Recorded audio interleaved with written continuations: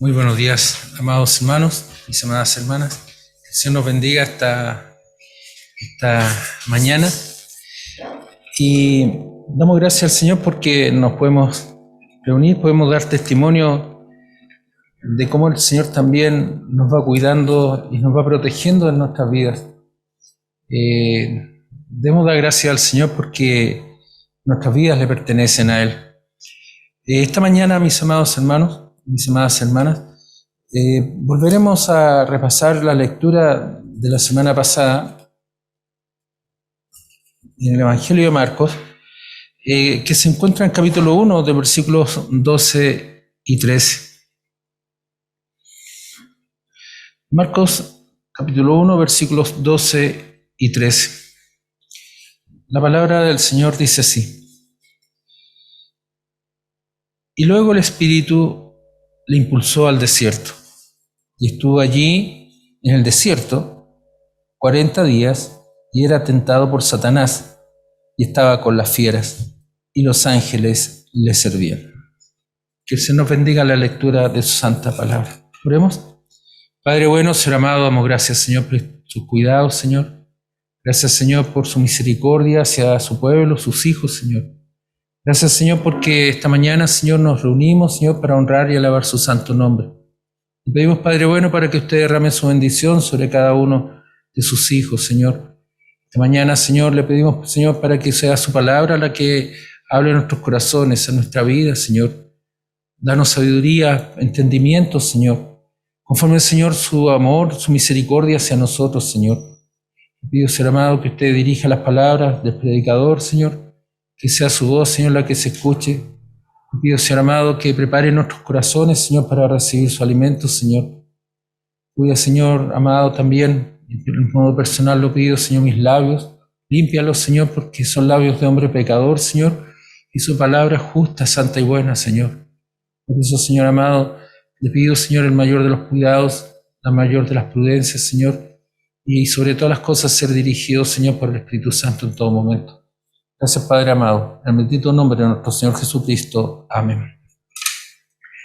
La semana pasada vimos estos versículos y veíamos, el Señor nos lleva a pensar en este tiempo del desierto, lo que es la vida en el desierto. Y vimos también como, en breves palabras, en una síntesis magistral, podríamos decir, ¿no es cierto?, describe todo un contexto de situaciones que es desarrollado posteriormente o a través de los otros evangelios, en Mateo y en Lucas específicamente. Cuando el Señor fue llevado al desierto, Marcos nos dice fue impulsado.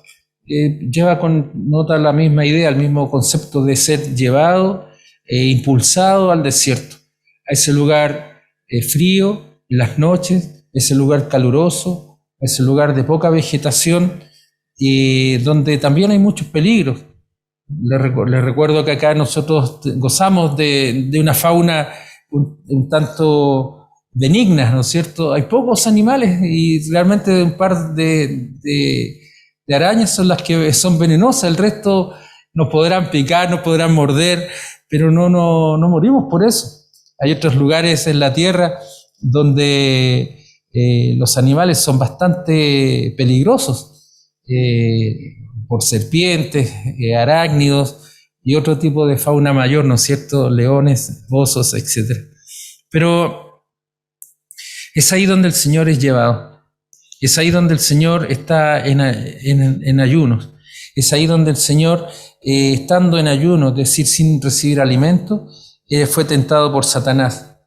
Y la palabra nos dice que fue tentado por Satanás, estaba con las fieras, es decir, en un peligro evidente, pero los ángeles le servían. Y vimos, y en esto quedamos poco detenidos, esta mañana, ¿qué es lo que significa la tentación del Señor?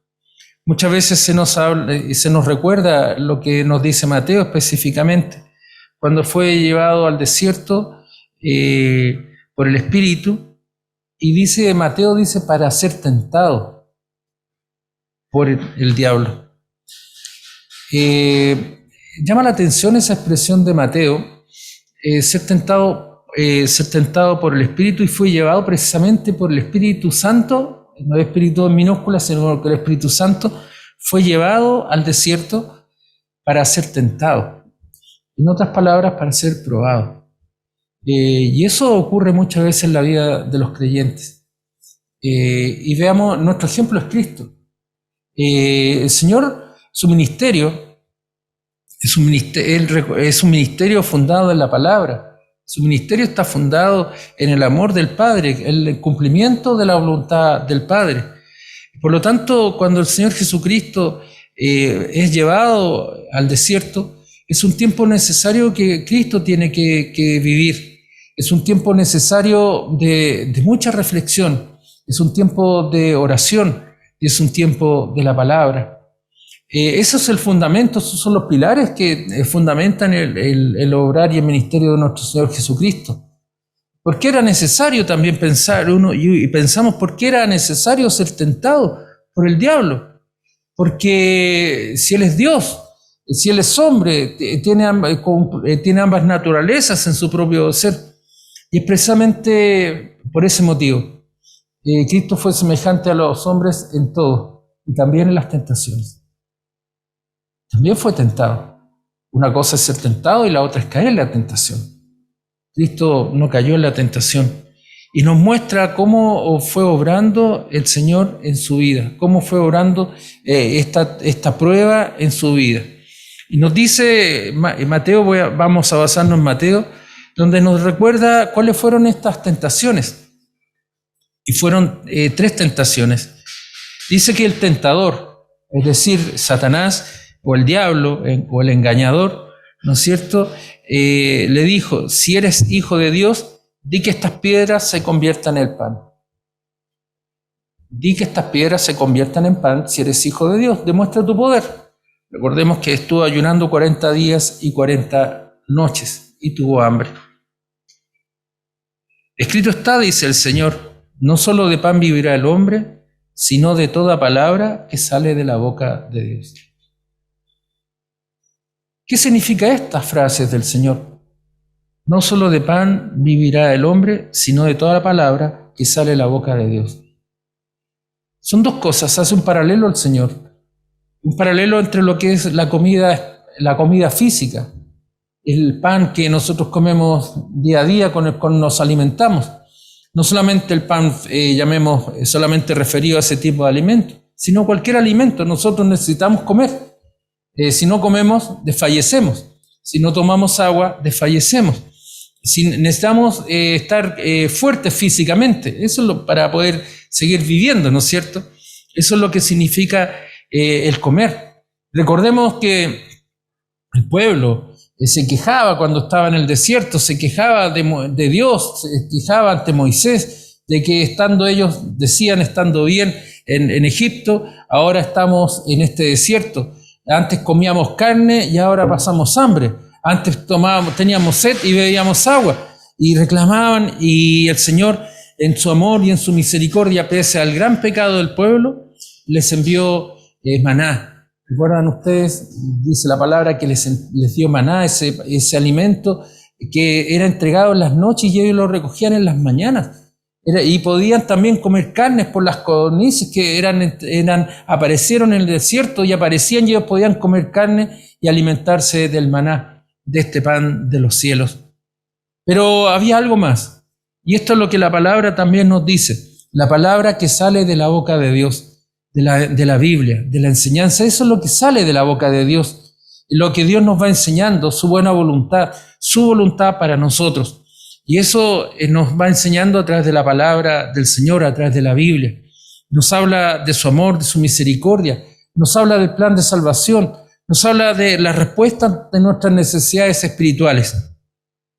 No hay ninguna doctrina humana, ninguna enseñanza del hombre que sea capaz de satisfacer el espíritu.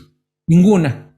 Podemos estudiar mucha filosofía, podemos estudiar muchas historias, podemos componer las mejores obras musicales, nos pueden conmover las obras de teatro, los grandes espectáculos, ¿Quién no alguna vez ha presenciado un espectáculo y mirando lo que está ocurriendo se ha conmovido?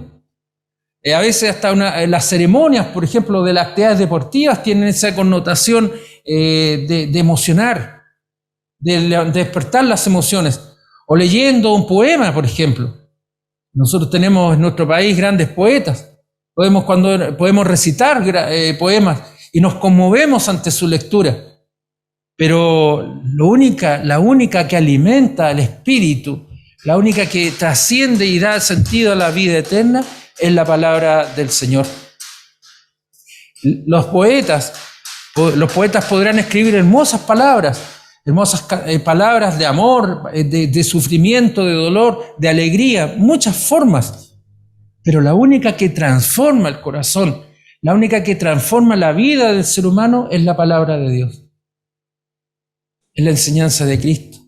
Es la única que tiene la capacidad de transformar nuestros corazones. Exacto. De nacer de nuevo, usando las palabras de nuestro Señor, del Salvador en el Evangelio de Juan 3. Sí, pero ahí está nacer de nuevo. Y es la palabra de Dios la que habla en nuestras vidas. Y es la palabra de Dios que transforma nuestros corazones y nos da una vida eterna. Y nos da trascendencia. Ningún poeta, por muy hermosos que sean sus palabras, ninguna canción, por muy hermosa, muy emotiva que pueda ser, ni siquiera el de los más grandes compositores que puedan existir, tiene esa capacidad de enseñarnos y mostrarnos la vida eterna, de hablarnos del amor y de la misericordia de Dios a través de nuestro Salvador Jesucristo. Ninguna obra del hombre tiene esa capacidad. Por eso el Señor, al responder a Satanás, al tentador, le dice: no solamente de comida, de pan físico vivirá el hombre, de carne, de pan, sino de toda palabra que sale de la boca de Dios. Lo que sale de la boca de Dios es la enseñanza que está en la Biblia. Claramente expuesta la salvación en la Biblia. Hay un principio en nuestra confesión de fe que nos dice que hay cosas que son difíciles de comprender en la Biblia. Claro que hay cosas difíciles. Hay cosas que no nos podemos poner de acuerdo porque tenemos entendimiento distinto. Porque leemos algo con mayor énfasis o menor énfasis. Algunos porque creen de mostrar algo que les impacta más y en ello fundamenten su entendimiento. Puede ser. Es la libertad cristiana que decimos nosotros. Pero lo que está expuesto respecto a la salvación está claramente expuesto y no cabe ninguna duda. La salvación es a través de nuestro Señor Jesucristo. Dice el Señor: yo soy el camino, la verdad y la vida. Eso está claro. Y está claro que el hombre es pecador y el hombre es depravado. Su condición natural es depravado. Depravado significa que no tiene ninguna posibilidad de salvación. No hay nada bueno en el hombre. Nada bueno. Ni siquiera los pequeñitos uno puede pensar que son tan lindos cuando nacen. También está el germen del pecado en ellos. Los niños mienten cuando van creciendo. Los niños hablan malas palabras cuando van aprendiendo a andar. Y muchas veces cuando son pequeñitos incluso lo vemos como un juego incluso. Pero están mintiendo. Objetivamente eso no es sano, pero ocurre. Poco a poco vamos creciendo y poco a poco nuestro corazón también se va llenando de más pecado. Nuestros labios honran al Señor, pero nuestro corazón está lejos del Señor muchas veces. Recién lo leíamos en este Salmo 51 que nuestro hermano nos permitía y nos invitaba a leer. ¿Qué quiere el Señor de nosotros? Un corazón contrito y humillado. Este pueblo de labios me honra, dice el Señor, pero su corazón es duro, es de piedra. Lo único que transforma el corazón de piedra es la palabra del Señor. Y estas no son doctrinas humanas, sino que es el entendimiento y de saber cómo el Señor va obrando en la vida de cada uno de nosotros. Cómo el Señor a través de su palabra va transformando. A través de como nos dice la palabra también, de leerla. Por eso el pueblo del Señor invita a leer la palabra de Dios.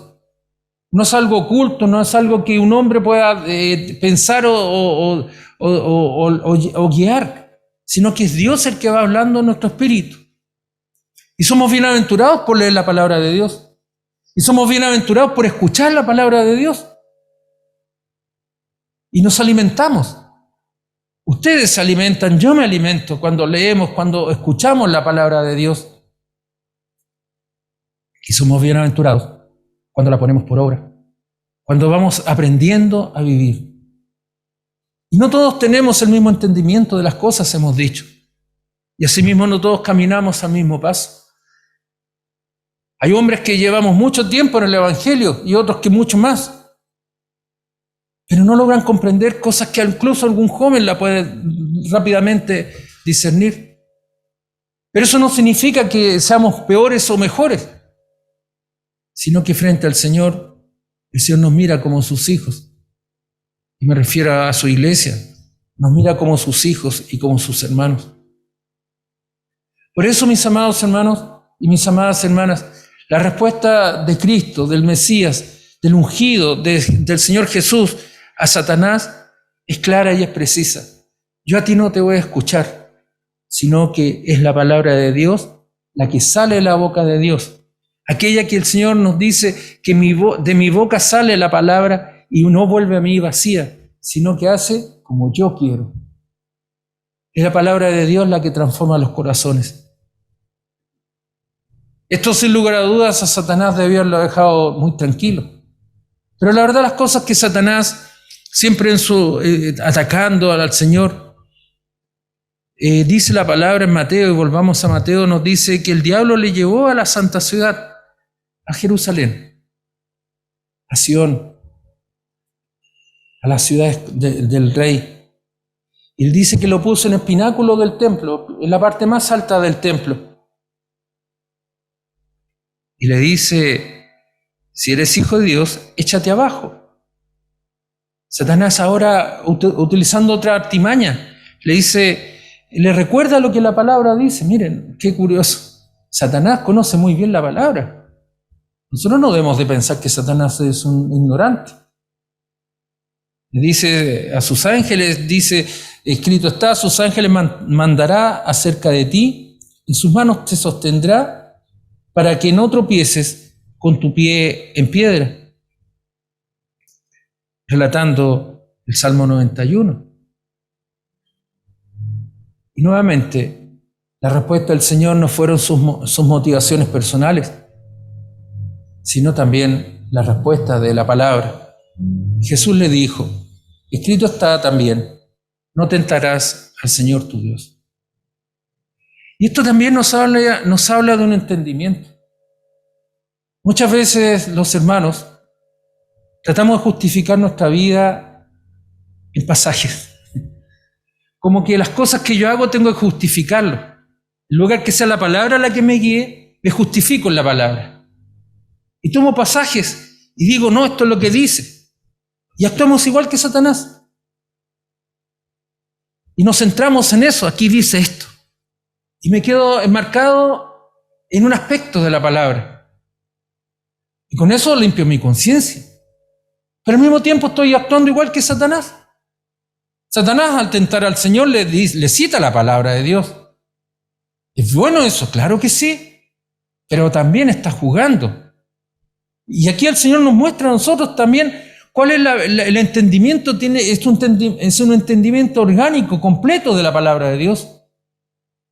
El Señor le dice, no solamente dice eso, sino que también, es decir, además dice esto, no tentarás al Señor tu Dios. Satanás es el tentador. Satanás es astuto.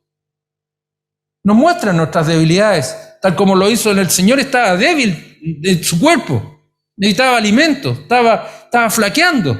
40 días y 40 noches de ayuno no es fácil de mantener. Si uno pasa un par de horas, se levanta a veces con muchas ganas de comer, y si anda unas horas pasado su horario de comida, anda incluso mal genio, o desganado, cansado, con mucho sueño. Escrito está, no tentarás al Señor tu Dios. A veces tenemos que ser muy dóciles, no a veces, sino siempre. Por eso cuando el Señor nos habla, Tenemos que estar atentos a lo que el Señor nos va diciendo y no pretender justificar mis actos en forma aislada. Tengo que someter mi vida hacia la gloria del Señor. ¿Qué es lo que hago? La palabra nos enseña: todo me es lícito, mas no todo me conviene.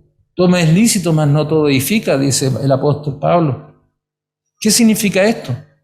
Yo puedo hacer todo, pero todo conviene, no es la conveniencia personal, sino es del cuerpo. Con lo que estoy haciendo, ¿es bueno para el cuerpo, para la iglesia? ¿Es bueno para los demás? Porque la mirada no es egoísta, es una mirada que trasciende. Y sobre todas las cosas trasciende en el sentido no una conveniencia de oportunidades, sino decir, es para la honra y la gloria de Dios. ¿Esto edifica lo que estoy haciendo? No, es que esto es lo que hay que hacer. Y nos transformamos en verdaderos mandamases o amos, como en la mañana se nos leía también. En amos de los demás. En circunstancias que el Señor nos dice, sea la honra para el Señor. ¿Qué es lo que edifica? ¿Qué es lo que hace crecer? Es esa la mirada que el Señor nos dice en su palabra. Es ir como un peldaño más arriba. Buscar la gloria de Dios. Buscar la gloria del Señor. Buscar la gloria de Dios en nuestros actos, sean particulares o comunes. Buscar la gloria de Dios en mi vida privada, en aquellas cosas que estoy pensando, en aquellas cosas que estoy haciendo. Porque todos nuestros actos inciden.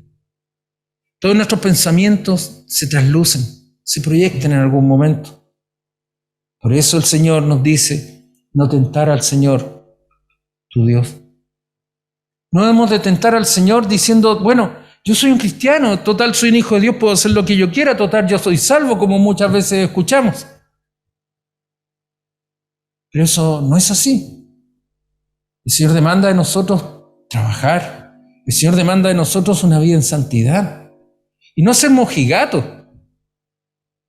Hay una palabra que antes se usaba mucho, ser pacato. Se usaba mucho tiempo.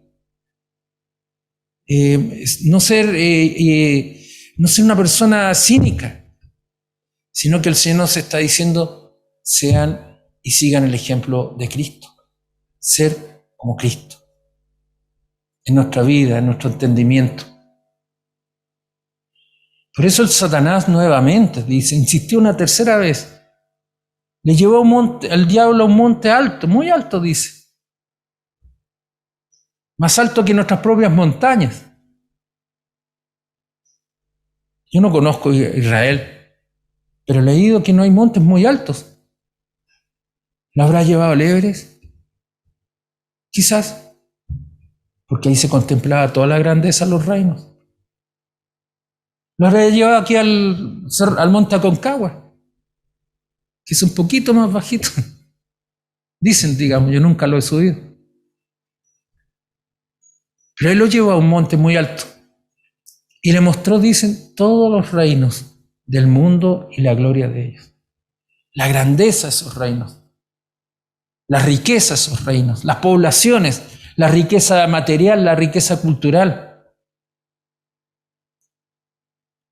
Y Satanás, arrogándose un derecho que no le corresponde, le dice, todo esto te daré si postrado me adorares. Todo esto te daré, como diciendo, yo soy dueño de estas cosas. Yo te las doy. ¿Cuántas veces Satanás no nos tienta? ¿Cuántas veces Satanás no nos confunde? Jesús le dice, vete Satanás, porque escrito está, al Señor tu Dios adorarás y a Él solo servirás. Hermanos, nuevamente la enseñanza del Señor. ¿Somos capaces por nuestras propias fuerzas de decir, vete Satanás? No, hermanos. Es en el Señor donde está nuestra fortaleza. Y cuando te enfrentes al pecado, cuando te enfrentes a la tentación, cuando te enfrentes a la prueba, repite en tu corazón, vete Satanás, porque escrito está, solo al Señor adorarás y a Él solo servirás. Esa tiene que ser esa es una clave que el Señor nos está dando para enfrentar nuestras propias concupiscencias que nos hablará Santiago, nuestras propias circunstancias que nos habla el libro de Nehemías. ¿Se acuerdan de Nehemías? Hace unos 12 años más o menos hablábamos sobre Nehemías en este mismo lugar, 10 o 12 años. ¿Y qué nos enseña Nehemías en su capítulo 1? Nos dice que él sufrió mucho cuando escuchó de su hermano Anaís, cuando le dice que está destruida la ciudad y los muros están quemados, y las puertas quemadas y los muros derribados. Nehemías llora. Y es tanto su dolor que hace duelo. Hacer duelo es tener un sufrimiento muy grande y tener una pena tan grande que como que nos falta el aire y nos presiona el pecho y necesitamos como pescadito, digo yo, aire para poder respirar. Pero Nehemías dice la palabra en el capítulo 1 que oró, ayunó y oró. Ayunó y oró. Nehemías en ese sentido es un tipo de Cristo. Nos muestra a Cristo. Ayunó y oró. Cristo, mientras estuvo en el desierto, ayunó y oró. Hermanos amados, a veces buscamos claves, buscamos fórmulas para poder desarrollarnos. A veces buscamos claves para las cuales nosotros podamos decir, Señor, aquí estamos. Aquí necesitamos de ti, Señor, y vamos a hacer esto, esto, otro. Y nos está mostrando la palabra lo que debemos de hacer. Ayunar y orar. Y no es el número, hermanos amados. Es el Señor el que nos está diciendo lo que debemos de hacer. Sea uno, sean dos. No importa el número de las personas. Eso no es una preocupación. El Señor no nos dice en cuanto que su salvación va a orar en cuanto al número. Satanás tienta. Satanás nos dice, mira, esto te voy a mostrar si tú haces esto. Pero ¿cuál es nuestro deber? Adorar a Dios y a Él solamente servirle. Y seguir el ejemplo de Cristo. Seguir el ejemplo de Nehemías. Ayunar y orar. ¿Saben lo que hizo Pablo? ¿Saben lo que antes de su primer viaje misionero con Bernabé? Ayunaron y oraron. Para mí está clarito. Ayunar y orar. Cristo ayunó. Cristo oró. Cristo no estuvo paseando por el desierto mirando las maravillas del desierto. Habían fieras. Satanás le tentó, acaso si el Cristo no hubiera estado preparado espiritualmente, sin lugar a dudas hubiera caído. Hubiera caído cuando tenía esa necesidad de alimento y hubiera comido. Hubiera caído cuando lo llevó al pináculo del templo y le dijo, tírate acá y los ángeles te protegerán. O cuando Satanás en ese monte alto pudo contemplar todo el mundo, los reinos y su gloria. Adórame, le dice Satanás. Mas el Señor le dice, solo a Dios adorarás y a Él servirás. El diablo le dejó, concluye Mateo, y aquí vinieron ángeles y les servían. Satanás se alejó por un poco tiempo. Porque sabemos a través de la historia y veremos a través del Evangelio cómo Satanás también fue atacando a Cristo y cómo Satanás movía los corazones de los hombres para atacar al Mesías.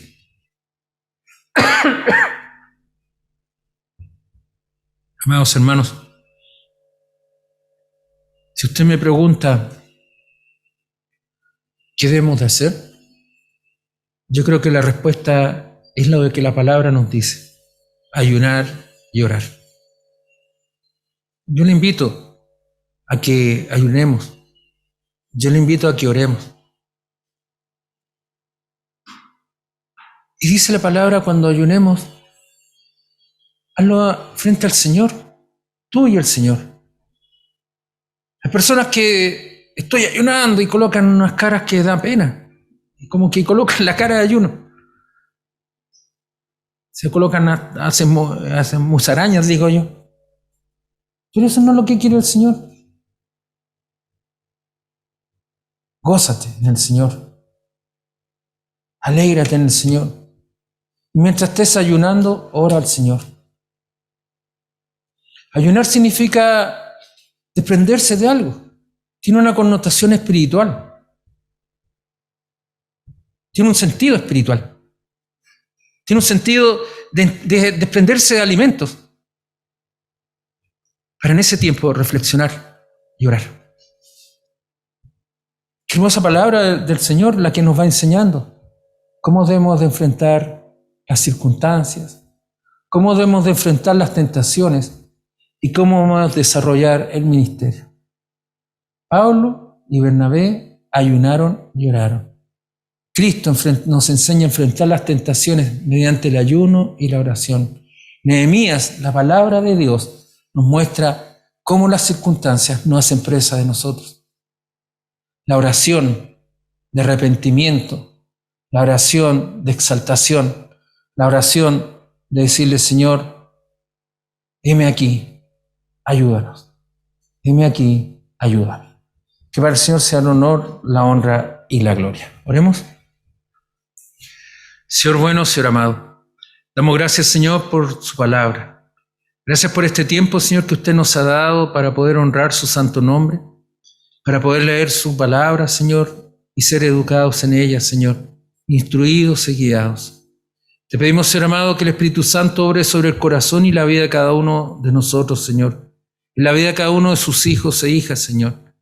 Te pido, Señor amado, para que usted derrame su bendición sobre nosotros, Señor, sobre cada uno de sus hijos, Señor. Bendiga esta su iglesia, Señor, porque esta es suya, Señor. Usted, Señor, es el soberano y es el dueño de ella, Señor. Le pedimos, Padre amado, para que usted, Señor, nos guíe, Señor, nos dé entendimiento, nos dé la fortaleza de Cristo, Señor, que siendo hombre, Señor, era necesario que fuera tentado, Señor, para mostrarnos, Señor, cómo Él venció la tentación, cómo Él fue guiado, Señor, a través del ayuno y de la oración, cómo, Señor, su palabra, Señor, va hablando en nuestras vidas. Gracias, Señor, porque sus ángeles servían, Señor, a nuestro Señor Jesucristo. Gracias, Señor, porque sus ángeles, también dice su palabra, guardan a su pueblo y guardarán a su pueblo, Señor. Gracias, Señor amado, porque tenemos su palabra, Señor, nuestra única regla de fe y de conducta, dice nuestra confesión. Nuestra única guía, Señor. Gracias, Señor amado, porque a través de ella, Señor, usted nos enseña, Señor, a confiar, Señor, en usted. Sabedores que somos salvos, Señor, por los méritos del Salvador Jesucristo, por los méritos de nuestro Señor, por los méritos del Mesías, Señor. Gracias, Señor amado. En el bendito nombre de nuestro Señor Jesucristo. Amén. Que el Señor nos bendiga, amados hermanos.